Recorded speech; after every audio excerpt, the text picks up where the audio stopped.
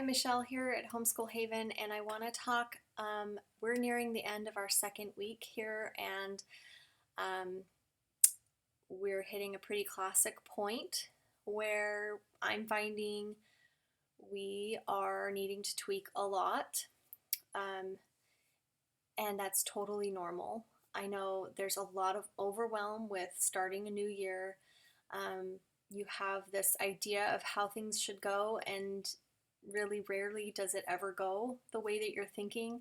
And so it's really easy at the end of week one, week two to feel like you want to scrap the whole thing. It's going awful and nothing feels good. Everything is just hard, and there's headbutting and tears and just a big old umbrella of overwhelm. Um, so I want to talk about a little bit more of what I spoke to on the chronic illness video regarding the celebrating little things.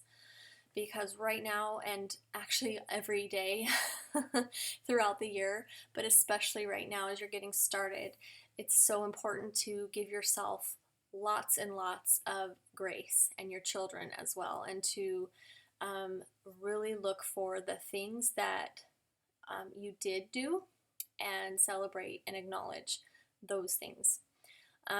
So I've got a freebie I've linked below. It's a very simple template to help you focus in on the wins for the day, anything memorable that you want to remember. There might be quite a few things that you don't want to remember, but there might be one little tidbit or thing that happened that you think, I'd love to remember that.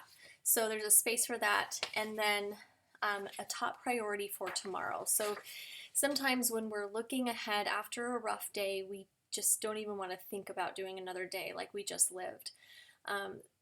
So as we're looking ahead and thinking, okay, how am I going to make tomorrow different than today? This space at the bottom of the page is a place for you to think, okay, if I could make one thing different, what would it be? What's my top thing? Maybe it's tweaking a math lesson, or making sure you get some time at the beginning of the day for you.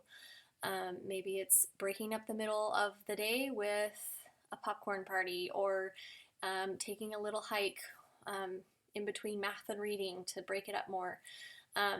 Definitely use our Facebook page to help brainstorm as well. If you're having a rough go and you need a check-in to see, like, how can I make tomorrow better than today, look at the link below the video here to join our Facebook group if you're not already on that.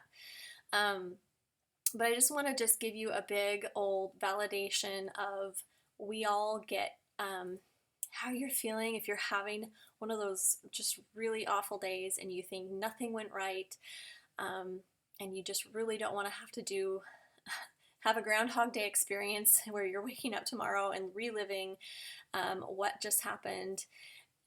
Just know that I've been there. We've all had them. All homeschoolers do, no matter what they are posting or saying. We've all been there, and probably multiple times a day. And I guess just to kind of end this thought was to be careful about comparing what you're seeing other people post. And that goes for our videos too. If you're seeing something that we're posting and saying, oh my word, I could never do that, or heaven help me, I just couldn't even get together the materials to do what you're talking about. We are all homeschooling so very differently. And what I have loved to see throughout the years of my homeschooling experience is how each mom is uniquely catered to parent her child and teach her child in a way that no one else can. So you can parent and teach your child in a way that I could never do. And I truly believe that we're given the children that we have for a reason. So you have the talents and every tool that you need in your tool belt to be the best mom for your child. And really the most important thing that they need is just you. They don't need the next math lesson, or the art class or whatever. I mean, all of those things are ultimately things we want for them. But when things go awry and it's getting real ugly, they just need you. And you have every um, every reason and liberty to step away from what you're doing, because remember, even if there are tears and frustration, no learning is taking place. So there's no reason to push through that lesson. It's time to step back, grab a book, get on your shoes and go for a walk, grab your pet and love on it, get a snack, any of the above. Just step away and push the reset button in whatever way brings you joy and your children joy.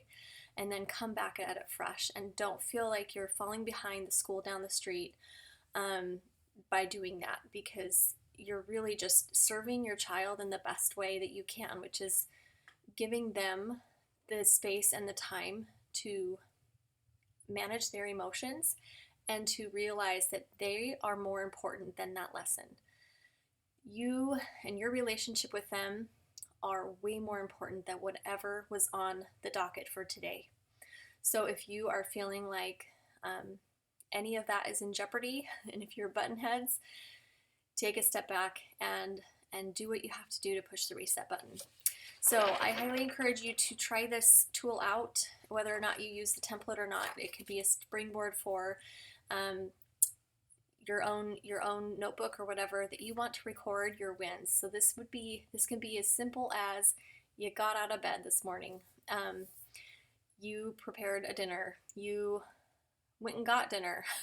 Even if you didn't fix it, you made sure dinner happened. Whatever it is, big or small, just write everything in that box that you can think of that you could just pat yourself on the back for, and finish your day off on a win.